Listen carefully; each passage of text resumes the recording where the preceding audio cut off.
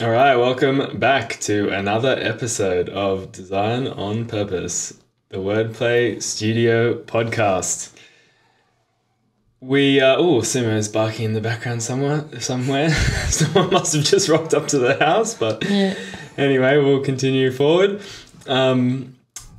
So thanks to everyone that joined our first LinkedIn Live this morning. And if you're listening to this, thanks for listening. But also, we've just started a live Q&A on Friday mornings, 9 a.m.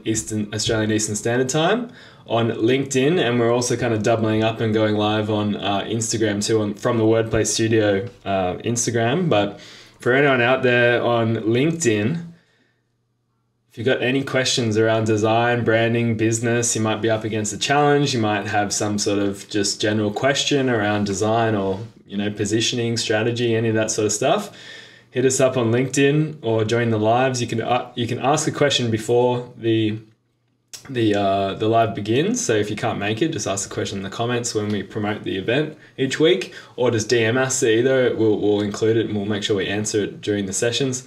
And if not, if you can make it during the live, come along and get involved. That's right.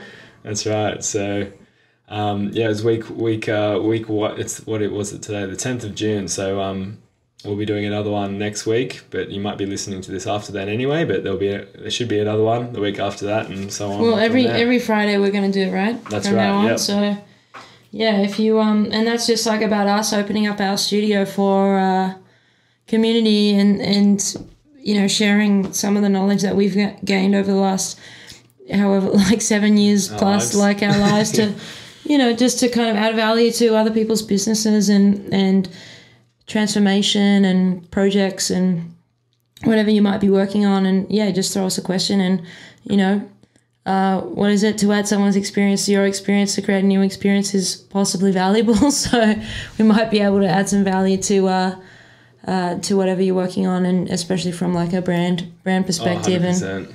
Or just any business in general, because obviously you might have gathered from the way we kind of approach branding and business, you might have gathered it a little bit from this podcast, but we look at everything very holistically. So, and the questions that get asked in the Q&A is like, we don't just give like a short kind of brief answer. Like we will, and if you're live too, we'll ask more questions that you can respond to, like what's happening this morning. There was a bit of back and forth, so we could really get to understand exactly what the question really is and kind of can probe a little bit deeper, which is sort of, to actually give you the real value, because it's easy to paint a broad brushstroke and say, do this or do that. But when there's a little bit more context and we can kind of have that time and space to kind of delve into things a little bit, then we can really get a bit deeper and go, all right, like let's uncover some things here. So every Friday 9 a.m. Australian Eastern Standard Time,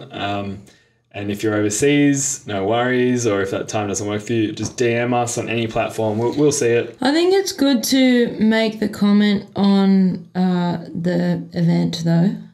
Like on the LinkedIn event, because we did miss those ones that were on Instagram today, and Aiden and Lara, we will get back to you on those questions that you had, and we're sorry that we missed those, but next week we'll get there. Yeah. We'll get there, and maybe we'll even add a little bit of extra value, because we might do a little bit of research and give you the best answer that we can on those questions. So but it's all totally free. Just rock up, informal, no worries, and we'll go for it and give it what we got in that time frame. So, no half-arsener, wherever that one is. It's up there. It's out of shot, I think.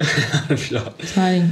So to segue into today's episode, or this week's episode, where we are excited to talk about another wordplay value, which has been very important to us along our journey, and just along basically it's like a big philosophy of ours, which kind of works in conjunction with some other ones, because we've spoken in past episodes around self-love and giving too much and not getting, giving your power away too much and over investing in things. But at the same time, we have this value and this principle we live by, which is give more than you take. Probably need to give these a little bit of a clean too, by the way. They got a bit of Bit of Shaq funk on them going on. Moldy. The floods. They've moved around a little bit. And so we're going to talk about this wordplay value, give more than you take. And you can see from the glyph that Rick's drew on these, is that it's the earth. The circular earth with the thumbs up. The circular earth, yes. The spheric earth with the thumbs up. And this is all about, it says it all, like give more than you take. And that's something that we really believe in with projects, with life in general. If you're not giving back enough than what you're taking, there's a fundamental imbalance that happens, and that has ripple effects throughout a lot of different aspects of business and life. So, Rix, what are your thoughts on... You want to kick it off? Firstly, spherical earth, not circular earth, because both versions are... Yeah, it says spherical after. Spherical. Yeah, well, I mean... the circle version. That's good. So, give more than you take. I think this is an interesting one. I think you do also need to be careful with this one as well, like in a sense, like, because I think we also have a tendency to like give too much. That's just part of our nature. Like we do give a lot of our time and our energy, and we kind of do overinvest in a lot of projects, and kind of sometimes is to our own detriment. But I think we're doing better at finding balance in that way. I think like give more than you take is really about, leaving things better than you found them, and kind of, not being in a position where you're trying to get something out of something, or like, you're going into a place and you're wanting to just like, take something. It's like you're going somewhere to contribute, or you're contributing your gifts or your knowledge, or you're trying to leave something in a better state than you found it, or like it's a regenerative mindset rather than like, extractive in a way. It's like I'm contributing to this thing because for the betterment of all, for the betterment of myself, because in doing that, in giving, it's like it's creating a better environment, which, your environment impacts you, and you are then impacting your environment. So you're contributing to the loop almost of regenerating and trying to make something a bit more, I don't even know, like you're just giving love to something and giving something without the expectation of giving something back. But within doing that, within the energy of doing that, that is also going to come back to you in some way. Not that you're expecting it to, but it's just around environment and sharing and that energy might get passed on to somebody else or something else or whatever, but it's all impacting the system and in the world in which you live. Yeah, it's kind of like reciprocity in a way, what you're saying, in terms of you're genuinely forming a respectful connection to something where you're giving, your attention or your care to something with no expectation of what's coming back. But in that kind of law of reciprocity, that's how it works, exactly like you're saying. It's like, with the no expectation, that actually regenerates, whether it's you or someone else or some other living entity or being in that reciprocal sort of energy circle or cycle there, that carries on, and that's it. It's like leaving things better than you found them. Like if we, as a collective, as humanity, left, like imagine living your whole life, every moment of your day like that, like leaving things better than you found them. That's difficult to achieve, but that's really the a core sort of I guess lens to look through a solution in terms of like how to reverse degeneration. Well, degeneration is taking things and leaving them worse than you found them. Yeah, and like we live in a world of degeneration, whether it's like the planet, even our own bodies, like I've been looking at this functional patterns stuff that Naudi Aguilar has been had founded, and it's so interesting, and it's just the same thing. It's like you're constantly making decisions that are taking away from another potential opportunity or a potential thing. It's like every decision you make is having an impact on something. So like, you know, like right now, and now he's probably not, I know he definitely would not be into us. Like, we always talk about this. Yeah, drinking beer. I do like to have a beer. I'm making some changes and definitely investing more in my you know, sorting out some of my dysfunctions, and it is a process, but the environment in which we live creates, you know, it does create dysfunction because we're not really living like human beings in our natural environment. So it does impact our health, it impacts our bodies, it impacts our minds. And so, you know, there is a process of us unraveling that and looking at those dysfunctions and making decisions to right those. Otherwise, you know, we're continuing more into dysfunction. You know, and I saw a post from Troy Casey today. It's like, your issues are in your tissues, and that's so true. It's like, you know, you're holding those traumas and those things and those dysfunctions in your body, and like, and if you keep taking from yourself, even in terms of like continuing to do patterns or exercises or do things that might, you know, solidify those dysfunctions even further, you're taking from yourself. So it's like a balance within yourself as well.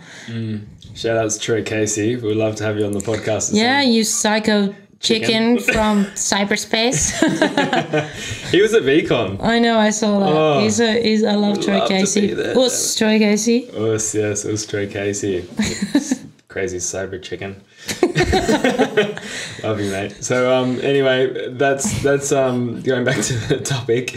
Yeah, it's like, and this idea of reciprocation and reciprocity is like, so, you know, a lot of Indigenous cultures, or I think all of Indigenous cultures to a degree, had this as like a part of law, is like, you know, having that relationship and honouring what you've got, and and having a real relation to that, and usually that's based around Mother Nature herself, you know, plants, the earth, the skies, the waters, all these things. It's like, without having a real connection with these things, you do just kind of like live in a very degenerative state, or a state where you don't really have care for these things. Disconnected. And you just take things for granted. You're disconnected. You just waste things. You throw things away when really it's like flipping that around in a kind of in a give more than you take sort of lens, or this reciprocal lens, is that you're actually honoring these things that actually keep us alive, and work on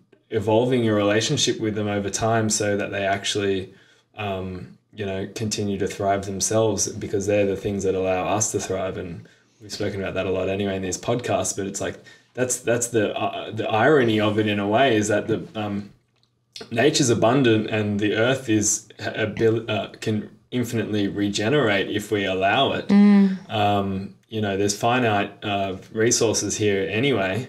Whether we're destroying them and changing forms of them, or we're allowing them to keep doing their natural cycles, it's like, you know, just having this understanding that we can actually live in harmony, but it requires some responsibility from our end, or the person taking, to be able to put back and acknowledge that it's a give and take situation, not just a take relationship. Well, yeah, it's interesting. Like that just reminds me, I was listening to one of the AILA talks, like Michelle Maloney, who runs the Australian Earth Laws Alliance, and she works a lot with Auntie Mary Graham, who's a First Nations elder here in Australia. I can't remember what nation she's from or what people she's from, so I do apologise, Mary, for not remembering that.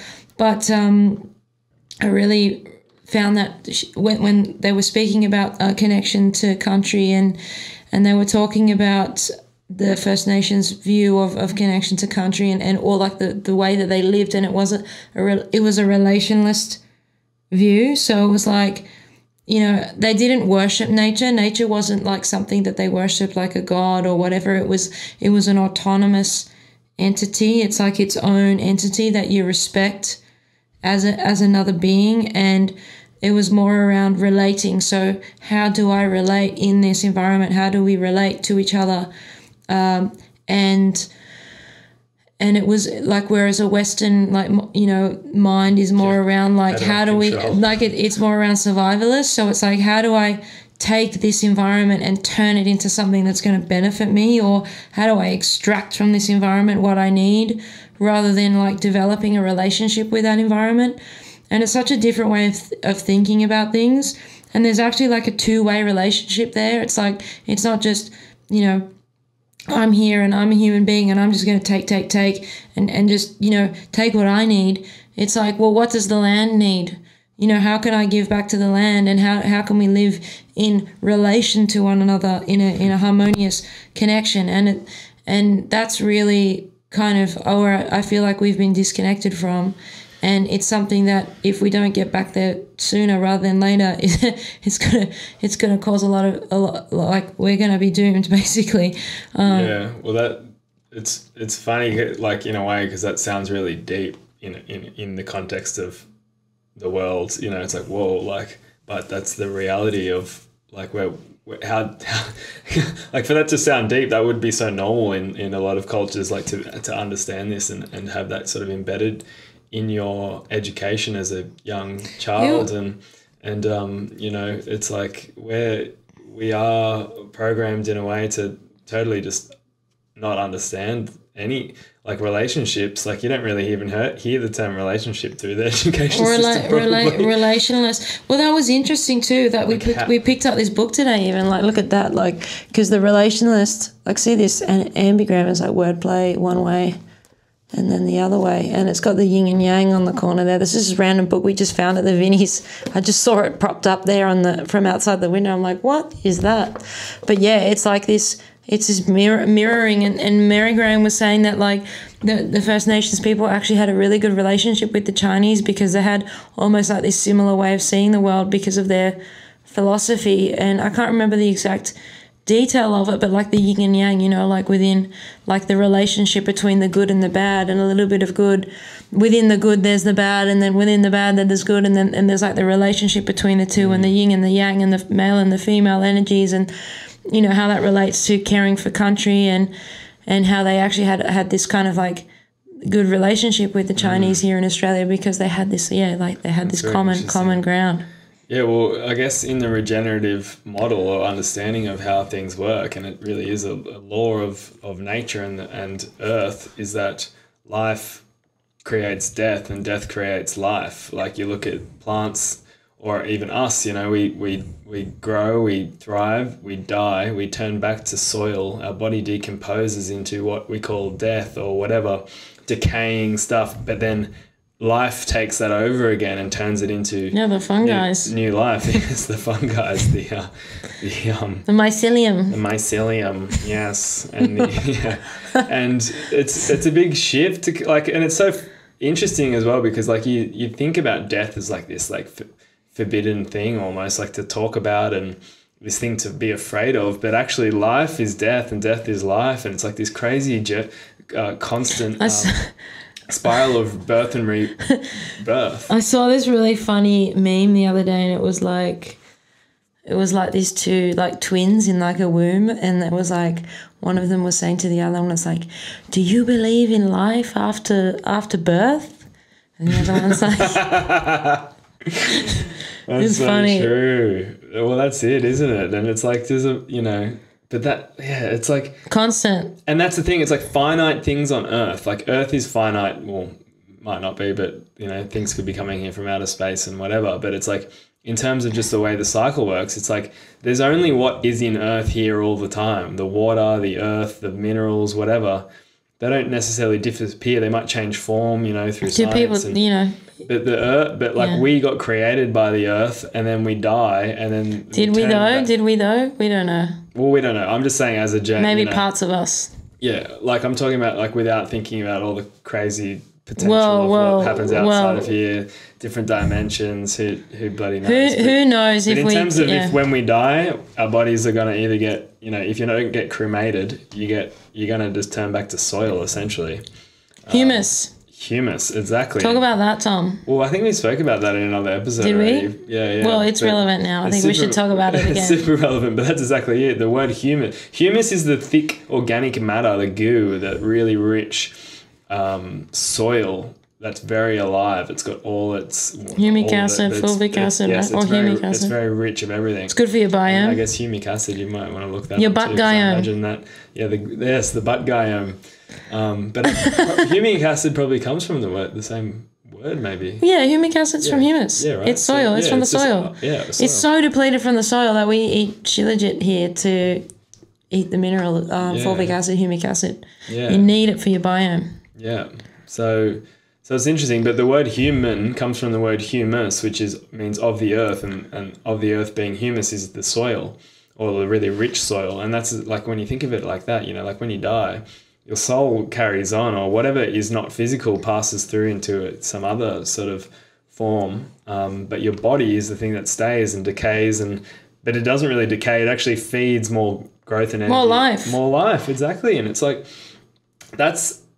it's not really giving more than you take, but in terms of the regenerative model, that's how it works. It's like you give to create. More life. You give to create. Things die and they rebirth and they keep growing, and that's the cycle. But if you try and fuck with that cycle and cut it off and go, well, okay, they are trying to, actually. They are. I remember that. Well, I seen a video going around. I know we talk about the pesticides, herbicides. Well, they are, yeah. But we also talked about the World Economic Forum last episode, and we did. There's this guy, the guy that consults to Schwabsy Harari, I think his name is. I'm pretty sure. But he was saying how Earth has generated its own, like it is evolved on its own, it's modifying, it's designing itself. And he's saying, like, this is now the end of that. Now we're controlling the design, basically, that we are it's our turn to now we are modifying I don't know the exact words that he used, but basically, in a nutshell, he's talking about, like, now we are design. Now everything's by design, where it's always by design, because nature's the best design, the ultimate designer. But now it's by design by them, basically. So it's hijacked, yeah, essentially, which is just exactly the opposite. Like that's taking, not giving. You're taking the natural life away from something that is innately natural, as nature will is find a way around it, though. That's just the thing. Nature will find a way. You cannot be nature. Nature will find a way. Come down twice as hard too if you want to fuck with nature. You'll find out pretty quick that you shouldn't have done it. But if that's what you believe, and you're almost like worshipping that kind of mentality, geez, go for it. But know what you're getting yourself into. But giving more than you take, though, on the opposite end of the spectrum, then you can actually create a world that is going to benefit the future generations. Like if we're just take, and and you're having a child, or you're thinking of having a family, or your family, your kids, like their families, what's going to be left? Just think about that too. I just thought of something like the survivalist mentality. It's like living for today. It's like, how am I going to survive? I'm in a survival mode. I'm like, I'm going to just take, scarcity. I don't give a fuck about what's happening here in like 100 years or 200 years or 300 years. I'm just going to take what I need now. I'm going to have the best life I can. I'm going to, take as many resources as I can get to get where I need to go. And I'm not worried about that because I'll be gone. Which is just that is a survivalist mode, and that's where that leads. Like extractive.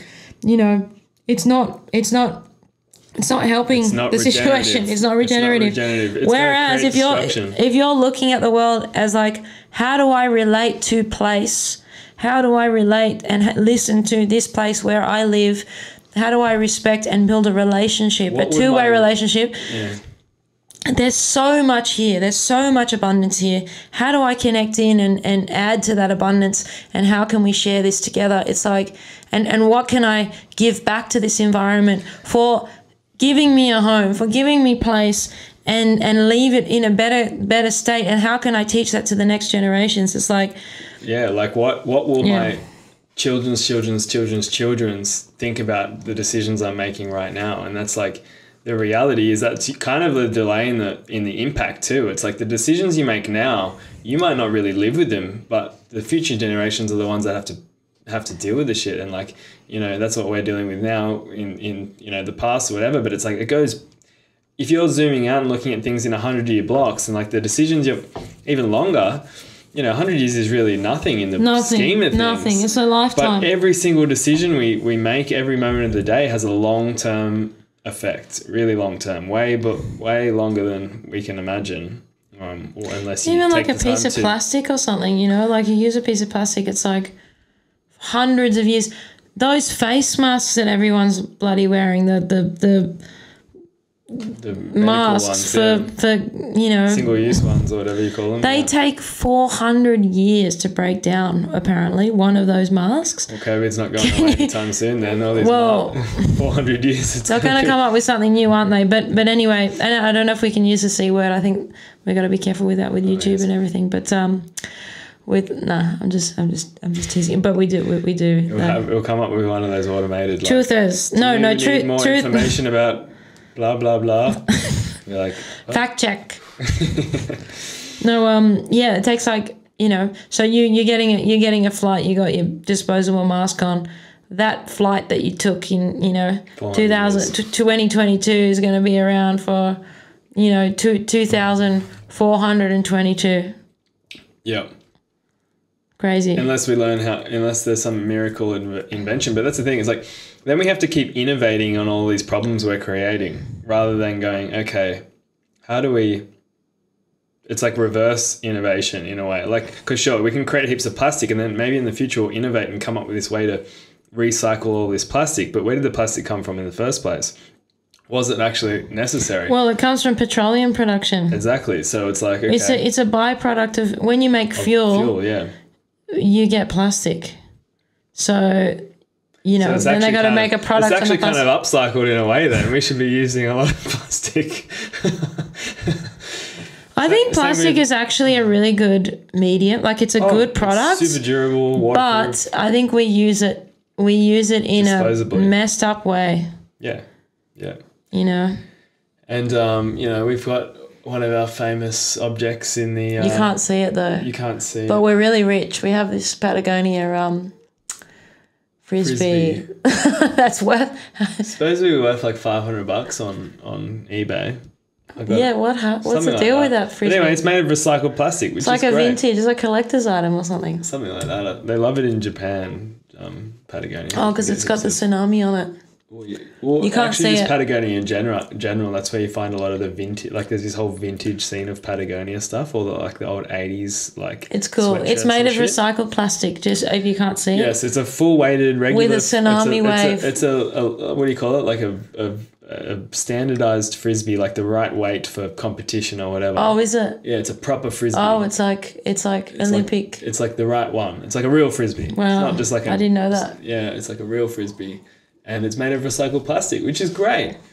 So Patagonia understands this a lot because they do a lot of work giving more so than taking, because like basically everything they do, their design process involves that sort of philosophy, in the sense that all the stuff that's been taken, they use it to give life to something else. You know, like they're recycling duck down to make... like from all the pillows and stuff in the past, sleeping bags and things like that. They turn it back into duck down jackets, which is like, of course, why would you like make more feathers when there's so many like disposable feathers everywhere? Yeah. They've made the chinchilla fleece, you know, upcycling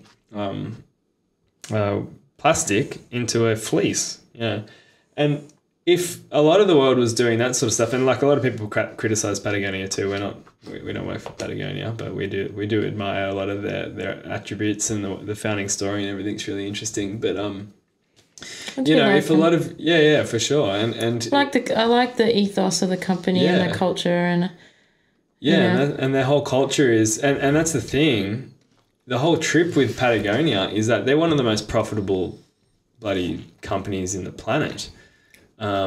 And they've managed to do that by creating as less harm as possible in their production system and basically challenging the status quo. Well, it was always like that, wasn't it, from the beginning? They were challenging, you know, they only got into business because they were trying to solve a problem around pitons. Ruining. It was the the wall, pitons. They the used to face. bash in the pitons to the rock face. Yeah, rock and they climbing. innovated the piton because they said, the idea was, Kept chipping the rock face. why are we chipping the rock face? Why are we messing with the nature?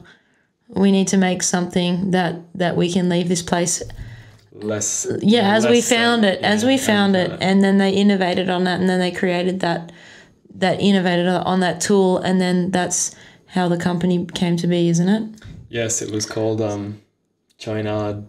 Oh, was it? Blacksmith. What's it called? Metalworks. Anyways, Something like that. Check out the book, everyone. It's a super amazing book. They've got a few books. What's that? but Is one that of them Let is My People Go Let My Surfing? People Go Surfing explains the whole philosophy from marketing to HR to manufacturing and everything of Patagonia. But they're definitely a company that's really just like honed in on this whole sort of thing we're talking about, which we strongly believe in too, is that's it. It's like if we're not thinking, and they think they talk about thinking in 100 years. Every decision they make, they think of 100 years. Playing centuries, and that's the other thing. That's the trap that we're in, because the system that we're in doesn't allow us to play in centuries at all. It's like when you think about the political system and elections, it's like 4-year blocks. It's like nothing. Blink of an Like, eye. how is anyone supposed to implement a long-term plan and strategy or do anything meaningful in 4 years?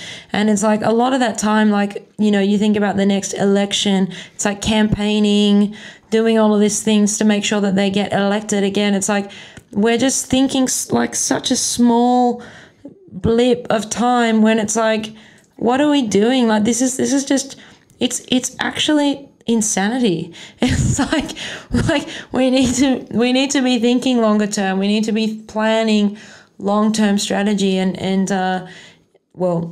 strategy, but we do need strategy to rejuvenate the earth. That's definitely true. We do need to regenerate ourselves, so that we can be the best versions of ourselves possible and contribute to this earth that we can bring up to and regenerate and take care of in the best way that we can.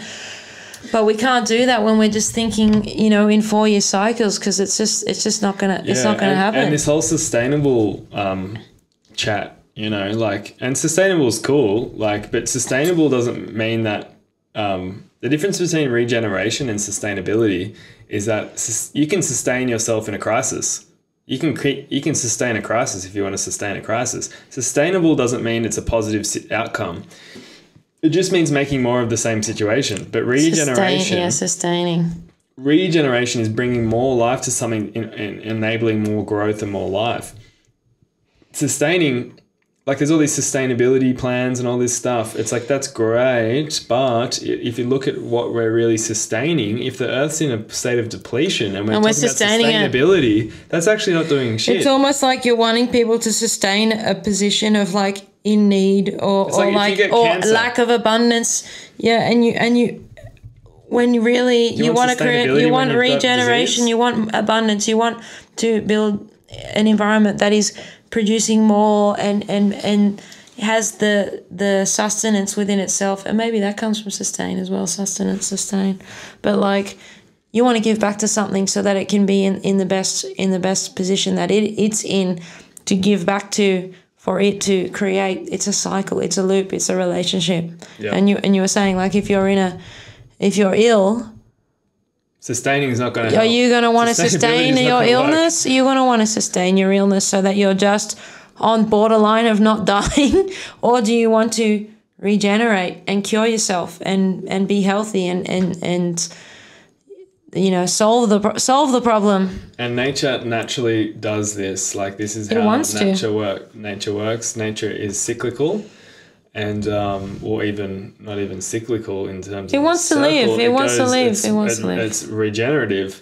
It spirals outwards, and the more we mess with those cycles, the more that the degeneration keeps occurring. Like, if you grow a plant and it dies and you stick it on concrete, I don't know, it might be a bad example, but like, it's not going to, but if you chuck it out in a garden, it's going to rot and it's going to turn and bugs are going to eat it. It's going to generate. Maybe it'll drop some seeds and then more of them will grow.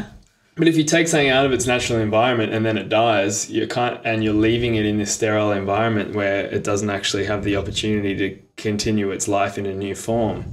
We're kind of like breaking the system, breaking the natural cycle. We're doing it to ourselves. That has massive flow-on effects. You've done it to yourself. Like through this functional pattern stuff. Like I've been training with an FP coach, like the last couple of months, and I've got a long way to go. I've got a lot of issues I need to sort out, and I'm going back to basics. But it was very, very interesting, because that whole method, it's really about systems. It's about systems, not symptoms. And when I went for my first session, the coach, Michael Ripicoy, he's up in the Gold Coast here, he said, when you take something out of an environment like a killer whale, for example, if you put a killer whale in a SeaWorld or something like that, what happens to its dorsal fin? It folds over. It folds over. And why does that happen? Because it's not in its natural environment. It's not hunting. So the fascia, the actual fascia, the tensegrity of that animal starts to, degenerate. And it's the same with people. We're not supposed to be an environment where we're sitting in a chair all day, or even even at a standing desk if you don't know how to stand properly. Most people don't even know how to stand properly.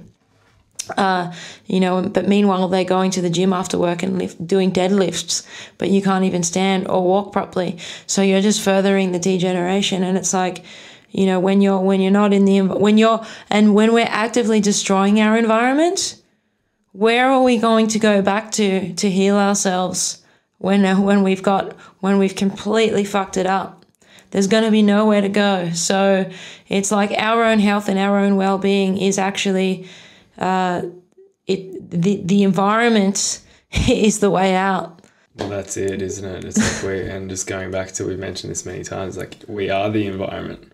So if we're destroying the environment, we're destroying our ability to be ourselves and our ability to return back to ourselves if we choose to go back to nature and our environment. We need to. Yes, we need to. It's definitely a crying call from, whatever you believe about what's going on right now, but whatever it is, on whatever lens you look to it, what's going on Earth right now is crazy. It needs to change. It's the best game ever. It's the best school ever, this game. And if we don't work out the game and realize and learn this lesson, then we're going to be coming back, and the next time is not going to be as easy as this. Anyway, on that note, I think maybe we got a bit fired up in that one. That was good. Got my mother's sign here too. Oh yes. Well, I hope that covered a little bit of ground. We kind of stick it to 30 minutes, 40 minutes on these podcasts. Give it a good go, and we'll be back again for another episode next week. And as we mentioned at the beginning of the podcast, we will be back on LinkedIn Live on Fridays, Australian Eastern Standard Time. Yeah, the O-Pros, get on it. O-Pros, come on! It's you're just you're working. Get on LinkedIn. Yeah, 9 a.m. Networking, yeah, get there. But honestly, if you've got a question, if you want to look at the responses we gave this morning, they're pretty in depth, and that's how we do it. We don't know. The video kept freezing though. LinkedIn wigs out a little bit. Yeah, LinkedIn's a bit Gatesy. Buggy. Yeah, it's a bit buggy at the moment, but Gatesy loves a bug. We're gonna give it. If you ask the question, we're gonna give it an answer. We're not just gonna go, yes, nice question. No, we'll give it a nudge. Left, right, center, whatever. We're gonna go, okay, let's really break this thing down and understand like what it is, because and Rick's brought up a good point in I don't know when it was today, in one of our meetings or recordings or something, was that we're just sharing with you this shit that we've learned ourselves, and as brand designers, but also as people running a business and marketing ourselves and learning how to actually let go of all the fucking shit that holds you back and the fears and the whatever. Because a lot of people are like, oh, what should I do? And a lot of the things are just like, well, let's just drop the fear and let's go for it. And let's put ourselves out there and just go LFG. Go ham on this thing, you know, and just be yourself. Like, because that's the thing. It's like it's just like being yourself, like, which is hard. Well, we're not saying that we've got it all worked out in that sense. No. Look, we know a lot of shit about brand and design and systems and all that stuff. Like, we do know, we do have expertise. We have experience, and we have been dedicated to making sure that we know our shit in that area, and we're really passionate about it. But in terms of like the marketing stuff and like putting ourselves out there, this is something that we're learning as we go. We're doing our best to get it out there. We're not, you know, we are actively trying to make it happen, and we've realized that if we don't, then, you know, we could be doing the most epic shit ever, and if no one sees it, then, you know, there's no no one knows about it. So in us doing this and us putting ourselves out there, you know, let's go, join us. Let's get on this journey together and make it happen and share our learnings as a collective. Yeah. So on that note, thanks for listening to another episode of the Design on Purpose podcast by WordPlay Studio, me and Rix. And and we look forward to speaking with you again shortly. And as always, reach out if you've got any ideas on topics to cover. Let's go for it. And we're going to have some guests. We've got a whole bunch of guests lined up on the board now. Yeah, and we're going let's get some of these people we got, like we spoke about today, on there. And yeah, then we've got, you know, if you want to keep tabs on what we're doing and some of the stuff that we send out, follow us on Telegram. It's at WordPlay Studio on Telegram, Instagram at WordPlay Studio. Design on Purpose at Design on Purpose on Instagram as well, and TikTok, and the Twitter bird, which we haven't really done too much. Yeah, we need to start posting on the Twitter. I was really anti-Twitter for a while, but let's get on the Twitter. Let's get back on the Twitter. Getting on the Twitter, but of course LinkedIn. We're going to really start focusing on LinkedIn. I think that's where we're going to add a lot of value. Yeah. Obviously, we're, you know, like in that kind of space, and that's where a lot of people are kind of looking to learn about, you know, branding and business and all that kind of stuff. So we will be on LinkedIn more than ever from now on. So stay tuned for that. Mark our words. Yeah. And yeah, thanks for listening to another episode of Design on Purpose.